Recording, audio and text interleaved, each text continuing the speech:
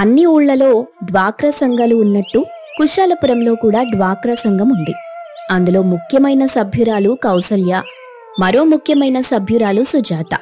ఇద్దరూ ఒకే గ్రూప్లో ఉన్నా కూడా ఒకరంటే ఒకరికి పడదు. ఎప్పుడూ గ్రూప్ సభ్యులతో ఒకరి మీద ఒకరు చాడీలు చెప్పుకుంటుంటారు. ఇద్దరిది పక్కపక్క ఇల్లే. కౌసల్య తన కొడుకు రాజేష్కి వివాహం చేసిందని హఠాత్తుగా సుజాత కూడా తన కొడుకుకు మంచి అమ్మాయిని చూసి పెళ్లి చేసింది. సుజాత పడిన హడావిడి వల్ల సుజాత కోడలికి పనులేమీ రావుగాని అందరికీ మించిపోయిన తెలివితేటలు మాత్రం ఉన్నాయి. ఒకరోజు సుజాత తన కోడలు సంధ్యతో మాట్లాడుతూ, ఇదిగో సంధ్య, చెప్పేది విను. మన పక్కింట్లో కౌసల్య వాళ్ళ కోడలు ఉన్నారు కదా, చాలా తెలివైన వాళ్ళు అనుకుంటారు. కాని మనమంటే అస్సలు పడదు. నువ్వెంత జాగ్రత్తగా అంటే అంత జాగ్రత్తగా ఉండటం మంచిది. కౌసల్య చాలా తెలివిగా మన ఇంటి గుట్టు మొత్తం తెలుసుకోవాలని ఆతృతగా నీతో మాటలు కలుపుతుంది. నువ్వు మాత్రం ఇంట్లో ఏం జరిగినా ఒక్కదానికి కూడా సమాధానం ఇవ్వకు. ఇచ్చావే అనుకో, ఊరంతా మన విషయాలు చెప్పేస్తుంది. ఇంక నీకన్న వాళ్ళ విషయాలన్నీ అడిగి తెలుసుకుంటుంది. నీకు నాకు గొడవలు మొదలైపోతాయి. ఇదేదో నాకు పనికొచ్చే విషయంలాగుందే. ఆ పక్కింటావిడతో మాట్లాడి మాట కలిపి ఆ విషయాలు ఈ విషయాలు మాట్లాడి ఆవిడ దగ్గర వంటలు తీసుకోవచ్చు అని మనసులో అనుకుంది సంధ్య. అయ్యో అత్తయ్య, మీరు చెప్పిన తర్వాత కూడా నేను మాట్లాడతానా? అయినా నేను మాట్లాడినా కూడా వాళ్ళింట్లో విషయాల్ని మానింటికి దేవాలనుకుంటాను గాని మానింటి విషయాలన్నీ ఆవిడకెందుకు చెప్తాను? ఆవిడ ఎంత తెలివిగా ప్రవర్తించినా నేను ఆవిడ తెలివితేటలకి లొంగనులేండి అత్తయ్యా. నువ్విలాంటివన్నీ ఇక్కడ తెగ మాట్లాడుతున్నావు గాని అది నీకన్నా చాలా తెలివైంది. నువ్వు అనుకున్నట్టుగా ఏదీ జరగదు. నువ్వు ఈరోజు వచ్చావు గాని ఆవిడతో నేను 25 ఏళ్లుగా ఉంటున్నాను. నాకావిడ ఎటువంటిదో బాగా తెలుసు. అయినా నువ్వు మాట్లాడకపోయినా కూడా పెద్ద చిక్కే వచ్చి పడుతుందిలే. రేపొద్దున ఏ మీటింగు జరిగినా నా కోడలికి పొగరని, ఎవ్వరితో మాట్లాడదని అందరికీ చెప్పుకొని తిరుగుతుంది. ఒకవేళ మన ఇంటి దగ్గరికి వచ్చి తను మాట్లాడిందే అనుకో, అటువంటి సందర్భం వచ్చిందంటే మాట్లాడు, ఏం చేస్తాం అని చెప్పేసి అక్కడి నుండి వెళ్ళిపోతుంది సుజాత. కౌసల్య కోడలు మాత్రం మంచి వంటలు, మంచి కూరలు చేస్తూ ఉంటుంది. అవన్నీ తింటూ కౌసల్య మురిసిపోతూ ఉంటుంది. కీర్తి, నువ్వు ఎంత బాగా వండుతున్నావో తెలుసా? నీ చేతి వంట తింటే రోజు రోజుకు బరువు పెరిగిపోతున్నా. నీ చేతి వంట వల్ల రోజు ఎక్కువ తింటున్నా నేను. అట్లా ఏం కాదులే అత్తమ్మా, మీరేం లావుగలేరు. అవును, ఇందాకేదో మీటింగ్ ఉంది, పోవాలన్నారుగా? అయ్యో, నీ వంట ముచ్చటలబడి నేను మీటింగ్ అన్న సంగతే మర్చిపోయినా. సరే, నేను మీటింగ్కి పోయొస్తా. సుజాత మరియు కౌసల్య లేకపోవడంతో అదే అదునుగా చూసుకుని సంధ్య కీర్తిని కలవడానికి వెళ్తుంది. నమస్కారమండి, నా పేరు సంధ్య. నేను మీ పక్కింట్లోనే ఉంటున్న సుజాత వాళ్ల కోడల్ని. తెలుసు తెలుసు, మిమ్మల్ని రోజు మీ అత్తమ్మ సంధ్య సంధ్య అని పిలుస్తుంటదిగా. 1-2 సార్లు నిన్నింటి బయట కూడా చూసినా.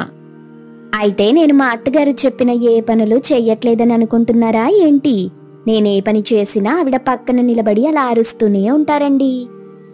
అయ్యో, అదేం లేదు. నేనెందుకట్లా అనుకుంటా? మిమ్మల్ని పిలుస్తున్నారని అన్ననంతే. ఎప్పుడు మా అత్తమ్మ కూడా నన్ను పిలుస్తూనే ఉంటది గదా, మీకు కూడా వినిపించే ఉంటది. అయ్యో, నేనేదో సరదాగా అంటే మీరెందుకండి అంత ఫీల్ అవుతున్నారు? నేనేం అనుకోలేదండి, జస్ట్ సరదాగా మాట్లాడానంతే. మీ కిచెన్లో నుండి మంచి వాసన వస్తుంది. మీరు చాలా బాగా వంట చేస్తున్నట్టున్నారు. అవును, నేను మస్తు వంట చేస్తా. మా అత్తమ్మ కూడా ఇప్పుడెళ్లే ముందు నన్ను అదే అంటుంది. అయితే మీ వంట టేస్ట్ చేయడానికి నాకివ్వరా? తప్పకుండా ఇస్తా. ఇదిగో బాక్స్లో పెట్టిస్తున్నా, ఇంటికి తీసుకుపోయి తిను. అయినా మనిద్దరం ఒకటే వయసు వాళ్లమండి. అండి అనెందుకు పిలవటం? చక్కగా పేర్లు పెట్టి పిలుచుకుంటే సరిపోతుందిగా. నాకిక్కడెవ్వరూ ఫ్రెండ్స్ లేరు. మీరు చాలా మంచివాళ్లలాగా ఉన్నారే, నాతో ఫ్రెండ్షిప్ చేస్తారా? కంగారు పడకండి, నాతో ఏం రోజూ తిరగాల్సిన పనుండదు. ఏదో అప్పుడప్పుడు కలిసినప్పుడు ఇలా మాట్లాడితే చాలు. అయ్యో, అట్లనే మనిద్దరం ఎప్పుడు కలిసినా మంచిగా మాట్లాడుకుందాం, దాంట్లేముంది. సంధ్య ఆ బాక్స్తో కూర పట్టుకుని వాళ్ళింటికి వెళ్ళిపోతుంది. ఇంతలో సుజాత తన పనులన్నీ పూర్తి చేసుకుని ఇంటికి చేరుకుంది. అత్తయ్యగారు, మీరొచ్చే లోపల అన్ని పనులు చేసేశానండి. ఇదిగోండి, కూర కూడా వండేశాను. రండి, ఆకలేస్తుంది, ఇద్దరం కలిసి తినేద్దాము. అవును సంధ్య, చాలా ఆలస్యమైపోయింది. చాలా ఆకలిగా కూడా ఉంది. ఇద్దరం కలిసి తినేద్దాం. ఇంతకీ ఏం వంట చేశావు? వాసనకి ఇంకా ఆకలి పెరుగుతోంది. అని చెప్పి చక్కగా అత్తాకోడళ్ళిద్దరూ కూర్చొని భోజనం చేస్తుంటారు.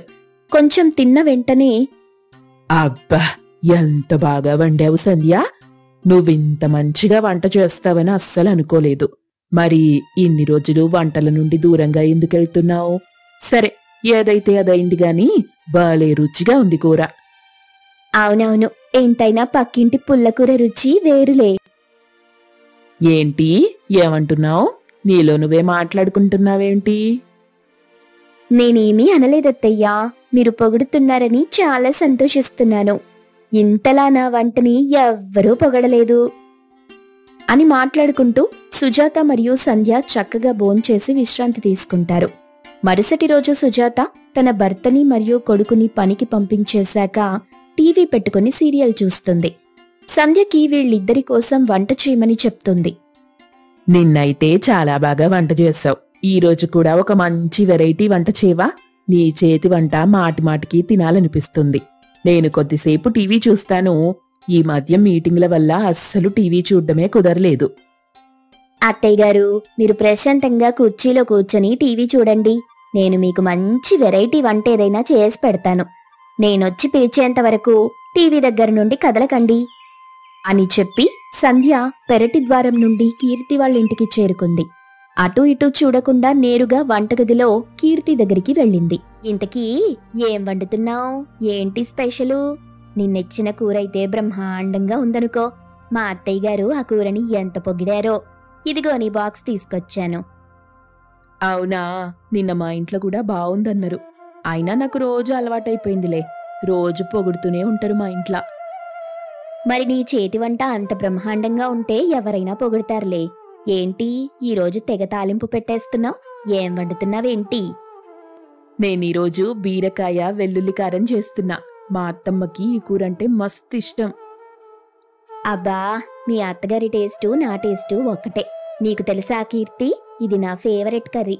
మా అమ్మ ఎప్పుడూ చేసి పెడుతుండేది. మా అమ్మ చేతి వంటని నేనెంత మిస్ అవుతున్నానో తెలుసా? వెల్లుల్లి కారం చేయటమే కాదు, ఎన్నిసార్లు ప్రయత్నించినా ఫెయిల్ అవుతూ పెళ్లైన దగ్గర నుండి అసలు బీరకాయ వెల్లుల్లి కారం తిననే లేదు. మళ్ళీ మా అత్తగారు పర్మిషన్ ఇచ్చినప్పుడు మా అమ్మ వాళ్ళ ఇంటికెళ్ళాక అప్పుడు తినాలి. దానిలేముంది, ఇప్పుడు నేను చేస్తున్నా కదా, కొంచెం బాక్స్లో పెట్టిస్తాను. ఇంటికి పోయినాక తిను. థ్యాంక్ యూ కీర్తి, నీ అంత మంచివాళ్లు అసలు ఎవ్వరూ ఉండరనుకో. సుజాత సంధ్యని చాలా బాగా వంట చేసిందని మళ్లీ పొగుడుతుంది. చక్కగా ఇద్దరూ కూర్చొని తింటారు. మరుసటి రోజు అందరూ కూర్చొని మాట్లాడుతుంటే అక్కడ సుజాత చాలా గొప్పగా వాళ్ల కోడలు చేసిన వంటలు ఇంకెవ్వరూ చెయ్యలేరని పొగుడుతుంది. ఇంతలో కౌసల్య కూడా మా కోడలు చేసిన వంటలు అసలెవ్వరూ చెయ్యలేరని అంటారు. ఇలా కొంతసేపు వాదించుకుంటూ ఉంటారు. అయితే సుజాత వాళ్లనింటికి భోజనానికి రమ్మని ఆహ్వానిస్తుంది. ఆ విషయం తన కోడలు సంధ్యకి చెప్తుంది. సంధ్య కంగారుపడి కీర్తి దగ్గరికెళ్తుంది. కీర్తి, రోజు నువ్విస్తున్న కూరల్ని నేను వండానని చెప్పి మా అత్తగారికి పెడుతున్నాను. ఆవిడేమో బయటికెళ్ళి నేను చాలా బాగా వంట చేస్తున్నానని అందరికీ చెప్పేసింది. వాళ్ళందరినీ భోజనానికి కూడా రమ్మని ఆహ్వానించింది. నాకేం చెయ్యాలో అర్థం కావట్లేదు. నువ్వేదైనా దారి చూపించవా? అవునా, ఎంత పని చేసినావు? అయితే ఓ పని చెయ్యి. నేను వంట చేసి మన పెరటి గోడ మీద పెడతా. నువ్వు మెల్లగొచ్చి అన్ని వంటలు తీసుకపో, ఆళ్ళకి పెట్టేయి. నువ్వు పెద్ద గండం నుంచి బయటపడతావు. తర్వాత రోజు నా దగ్గరికొచ్చి వంటెలా చేయాలో నేర్చుకుందులే. సంధ్య సరే అని చెప్పి కీర్తి చేసిన వంటల్ని వాళ్లందరికీ పెట్టింది. వాళ్లంతా సంతోషంగా తిని వెళ్ళిపోతారు. ఆ తరువాత కీర్తి దగ్గర చక్కగా వంటలు చేయటం నేర్చుకుని తర్వాత నుండి ఇంట్లో వాళ్లందరికీ సంధ్య వంట చేయటం మొదలెట్టింది. సిద్ధయ్యపురం అనే ఒక పల్లెటూళ్ళలో కోడలు రజని టైలరింగ్ పని చేస్తూ ఉండేది. తండ్రి టైలర్ అవ్వడంతో తనకి చిన్నప్పటి నుండే టైలరింగ్ మీద ఆసక్తి ఉంది. పెళ్లైన తరువాత కూడా టైలరింగ్ వదలకుండా ఊళ్ళో ఉన్న వాళ్ల బట్టలన్నీ కుడుతుండేది. అక్కడుండే ప్రజలు కూడా తను బాగా కుడుతుందని తనకే బట్టలిచ్చేవారు. రజని భర్తకి ఆరోగ్యం సరిగ్గా ఉండకపోవడంతో ఇంట్లో ఖర్చంతా రజనీయే భరిస్తుండేది. మరియు తన భర్తని తన పిల్లల్ని చూసుకుంటూ సంతోషంగా ఉండేది. ఏంటి పిన్నిగారు ఇలా వచ్చారు? తను మీ అమ్మాయా? ఏంటి ఇన్ని బ్యాగులతో వచ్చారు? ఊళ్ళో వాళ్ల బట్టలన్నీ మీరే తీసుకొచ్చినట్టున్నారు? అవునమ్మా, తను మా అమ్మాయి. ఇంకో 10 రోజుల్లో తనకి పెళ్లి. హఠాత్తుగా పెళ్లి సెట్ అయింది. వాళ్లు తొందరపడి ముహూర్తాలు తీశారు. ఇప్పుడు గాని పెళ్లి చేయకపోతే ఇంకో 6 నెలల వరకు ముహూర్తాలు లేవంట. అందుకే అబ్బాయి వాళ్ళు ఇంకో 10 రోజుల్లో పెళ్లి పెట్టేశారు. ఇంత తక్కువ సమయంలో ఇన్ని బట్టలు సాధ్యం కాదేమో పిన్నిగారు. ఎందుకంటే కుట్టేదాన్ని ఒక్కదాన్నే. నాకు సాయంగా ఎవరూ లేరు. పైగా ఇంట్లో పిల్లలు కూడా ఉన్నారు. వాళ్లని కూడా చూసుకొని నేను ఈ పని చేయాలి కదా. అవును రజని, నాకు తెలుసు. కానీ నాకింకో దగ్గర కుట్టించటం ఇష్టం లేదు. మా అందరికీ నువ్వు బాగా అలవాటు. అందుకే నీ దగ్గరికి వచ్చాము. పొద్దున్నే ముహూర్తాలు తీశారు. సాయంత్రం వెళ్లి బట్టలన్నీ కొనేసి తీసుకొచ్చాను. మళ్ళీ కుట్టడం అవుతుందో అవదో అని. నీ అంత బాగా కూడా ఎవ్వరూ కుట్టరు. ఎలా అయినా నువ్వే కుట్టాలమ్మా. పైగా మనూళ్ళో ఇంకో టైలర్ కూడా లేరు. పోనీ వేరే వాళ్లకి కొంచెం బట్టలివ్వాలనుకుంటే పక్కూరు వెళ్ళి ఇవ్వాలి. సరే పిన్నిగారు, కుట్టడానికి ప్రయత్నిస్తాను. రజని అలా అనడంతో ఆవిడ తన కూతురు పెళ్లి జరిగిపోయినంత ఆనందించి అక్కడి నుండి వెళ్ళిపోతుంది. అలా రజని చాలా మంది బట్టలు ఒప్పుకుంటూ వాళ్ళడిగే సమయానికి తిరిగిచ్చేస్తూ అందరి నోటి వెంట రజని మంచి పేరు మరియు మంచి గుర్తింపు తెచ్చుకుంది. ఇంట్లో ఉంటూ తన భర్త ఆరోగ్యం బాగోకపోయినా తను ప్రతి విషయంలో సాయపడుతూ బాగా చూసుకుంటూ ఇంట్లో పనులకి కూడా సాయం చేస్తుండేవాడు. ఒకరోజు రజని పక్కింట్లో లాసియా అనే కొత్త కోడలొచ్చింది. లాసియా పట్నంలో చదువుకొని డిజైనర్ కోర్స్ నేర్చుకుంది. ఒకరోజు తన అత్తగారితో మాట్లాడుతూ, అత్తయ్యగారు, నేను పెళ్లికి కట్టుకున్న చీరలన్నీ డ్రై వాష్కి పంపించాను. ఇప్పుడు నా దగ్గర కొత్త చీరలైతే ఉన్నాయి గాని వాటిపైన వేసుకునే బ్లౌజులు లేవు. కానీ మీరేమో వాళ్ళింటికి వీళ్ళింటికి వెళ్లమని చెప్తున్నారు. నేను ఈ డ్రెస్సులు వేసుకుని వెళ్తే బాగుండదు కదా అత్తయ్య. కొత్త కోడలు డ్రెస్ వేసుకుని తిరుగుతుంది అంటారు. నువ్వు చెప్పేది నిజమే. కానీ ఇప్పటికిప్పుడు నీకు నచ్చేలా బ్లౌజులు కుట్టమంటే ఎలా? మనూళ్ళో ఒకే ఒక్క టైలర్ ఉంది. తన పేరు రజని. అందరి బట్టలు తనే కుడుతూ ఉంటుంది. నీకు నచ్చితే తనకివ్వు. అప్పుడు చీర కట్టుకోవటం అవుతుంది కదా. తర్వాత నువ్వు అబ్బాయి కలిసి వెళ్ళి అందరింట్లో అడుగుపెట్టి వద్దురు. అత్తయ్యగారు, నేను టైలరింగ్ పైన డిజైనర్ కోర్సులు నేర్చుకుని ఉన్నాను. నా స్టైల్కి నచ్చినట్టుగా తను కుడుతుందంటారా? అయినా నేను వేసే బ్లౌజులన్నీ ఒక్కొక్క డిజైన్లలో ఉంటాయి. ఒకవేళ నాకు నచ్చినట్టు కుట్టకపోతే నా శారీస్ అన్నీ పోతాయి. అయితే ఒక పని చెయ్యి. నువ్వు తన దగ్గరికెళ్ళి మిషన్ అడిగి నీ బ్లౌజ్ నువ్వే కుట్టుకొనొచ్చేయి. అప్పుడు నీకు నచ్చిన డిజైన్లు ఆ బ్లౌజ్ కుట్టుకున్నట్టు ఉంటుంది. మరియు అడుగు పెట్టడానికి చీర కట్టుకుని వెళ్లేటట్టుగా కూడా ఉంటుంది. అవునా అత్తయ్య? తను టైలరింగ్ మిషన్ నాకిస్తుందంటారా? అంటే ఆవిడ మంచిగా టైలరింగ్ చేస్తుంది కదా. అలాంటప్పుడు నాకిస్తే వచ్చో రాదో అని ఇవ్వనంటే మళ్ళీ బాగోదు కదా. అడిగి లేదనిపించుకుంటే ఎంత పరువు తక్కువ. అత్తయ్య, మీరే ఒకసారి వెళ్ళి తనని అడగండి. మరియు నేను బాగానే కుడతానని చెప్పండి. సర్లే, అయితే ఇప్పుడే వెళ్ళి రజనితో మాట్లాడతాను అని చెప్పి కాంతం వెళ్లి రజనీతో మాట్లాడటం మొదలెడుతుంది. అమ్మా రజని, మా ఇంట్లో కోడలుంది కదా, తనకి అర్జెంటుగా బ్లౌజ్ కుట్టాలమ్మా. సరేనండి, కుడతాను. ఎప్పటికల్లా కావాలి? అది కాదమ్మా, మా కోడల్ని చాలా మంది ఇంటికి పిలిచారు ఇంట్లో అడుగు పెట్టడానికి. అందుకే బయలుదేరి వెళ్తుంది. కానీ తన పెళ్లికి ఉన్న చీరలన్నీ డ్రై వాష్కి ఇచ్చేసిందంట. ఇప్పుడు తన చేతిలో కొత్త చీరలున్నాయి గాని దానికి బ్లౌజులు లేవంట. అందుకే తనకి నచ్చినట్టుగా తనే కుట్టుకుంటుందంట. అవునా? తనకి కుట్టడం వచ్చా? సరే, అయితే కుట్టుకోమనండి. దాందేముంది? తనకి కుట్టుకోవడం వచ్చా అని అడుగుతున్నావా? తను పట్నంలో ఈ కుట్టడం కోసం కోర్సు నేర్చుకుందంట. అందరికీ డిజైనర్ బట్టలు కూడా కుడుతుందంట. అవునా? చాలా మంచి విషయమే అయితే. సరే, మీ కోడల్ని రమ్మనండి. వచ్చి తన బ్లౌజ్ తనని కుట్టుకుని వేసుకోమనండి. నాకీ లోపల ఇంట్లో వంట పనుంది, అది చేసుకుంటా. రజని తనకి టైలరింగ్ మిషన్ అప్పజెప్పేసి ఇంట్లోకి వెళ్ళింది. లాసియా చక్కగా బట్టలు కుట్టుకుని వేసుకుంటుంది. రజనీకి సంబంధించిన దారాలు, కత్తెర, మిషన్ మరియు అక్కడుండే లైనింగ్ క్లాత్లు కూడా వాడుకుంటుంది. కాని తనకి ₹1 కూడా ఇవ్వదు.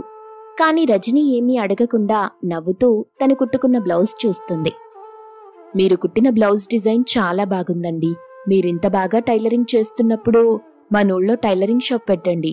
అప్పుడు మీరు కూడా కొన్ని బట్టలు కుట్టొచ్చు కదా. నాకు పట్నంలో అయితే బొటిక్ ఉంది. కానీ అత్తయ్య గారు ఇక్కడ పని చేయనిస్తారో లేదో తెలీదు. అందుకే నా షాప్ నా ఫ్రెండ్కి అప్పచెప్పేసి నేను ఇక్కడికి వచ్చేశాను. నా మిషన్ గాని నా వస్తువులు గాని ఏమీ తెచ్చుకోలేదు. అవునా, అలాంటప్పుడు నేను మిషన్ పైన లేని సమయంలో మీకు కావలసిన బట్టలు కుట్టుకుంటూ ఉండు. అందాక నాకొచ్చే బ్లౌజులు కొన్ని నువ్వు కుడుతూ ఉండు. అలా అలా టైలరింగ్ నచ్చిందంటే ప్రతి ఒక్కరూ తెచ్చి నీకు బట్టలిస్తారు. అప్పుడు నువ్వు నీ మిషన్ మరియు వస్తువులు తెచ్చుకున్నావంటే నీ షాప్ పెట్టుకోవడానికి కూడా సౌకర్యంగా ఉంటుంది. అవునా, మీకెటువంటి ఇబ్బంది లేదా? మీకు వర్క్ లోడ్ ఎక్కువైందంటే నాకు చెప్పండి, నేను సాయం చేస్తాను. కానీ అందులో డబ్బులొచ్చేటప్పుడు నాకిస్తారా? నువ్వెన్ని కుడితే దానికొచ్చిన డబ్బులన్నీ నీకే ఇస్తానమ్మా. సరే అని చెప్పి లాస్య తన బ్లౌజ్ పట్టుకుని వెళ్ళిపోతుంది. వీళ్ల మాటలన్నీ రజనీ భర్త వింటాడు. రజనీని ఇంట్లోకి పిలిచి, రజనీ, నీకసలు బుర్రుందా? ఆమెకి చెప్తున్నావేంటి టైలరింగ్ చెయ్యమని? నువ్వు చేస్తున్నావు కదా, అది చాలదా? లేనిపోని సలహాలు తనకెందుకు ఇస్తున్నావు? తను కావాలనుకుంటే తన ఇంట్లో పని చేసుకుంటుంది. కానీ నీ మిషన్ ఇచ్చి తనకి బట్టలు కుట్టమని, ఆ బట్టల డబ్బులు కూడా తనకే ఇస్తానంటున్నావు. అలా అయితే నీకొచ్చే బిజినెస్ మొత్తం పోతుంది. ఇంకా తనే బాగా సెటిల్ అయి నీకు పైసా కూడా రాకుండా అయిపోతుంది. అలా ఏం లేదండి, నేననుకున్న సమయానికి బ్లౌజులు బట్టలు ఇవ్వలేకపోతున్నా. అందుకే తనొచ్చి కొంత పని చేస్తుందనుకోండి, అప్పుడు సాయంగా ఉంటుంది. నాకింట్లో పనులకి కూడా కొంచెం వెసులుబాటుగా ఉండి పూర్తయిపోతాయి. ఏమో, చెప్పాల్సిందే చెప్పాను, ఇక నీ ఇష్టం. రోజూ లాస్య వచ్చి రకరకాల డిజైన్లతో బ్లౌజులు కుడుతూ ఉంటుంది. అందరూ వచ్చి ఆ బ్లౌజులు కుట్టడం చూసి చాలా ఆశ్చర్యపోతారు. ఇంకా ఊళ్ళో జనాలంతా కొత్త డిజైన్ల మీద ఆశ కలిగి తననే కుట్టమని చెప్తారు. సరే అని అన్ని బ్లౌజులు లాస్యే ఒప్పుకుంటుంది. అలా చేయటం వల్ల రజనీకి వచ్చే కస్టమర్లందరూ తగ్గిపోతారు. అందరూ లాస్యాకే వాళ్ల బట్టలు కుట్టమని చెప్పడంతో లాస్యాకి పొగరెక్కువైపోతుంది.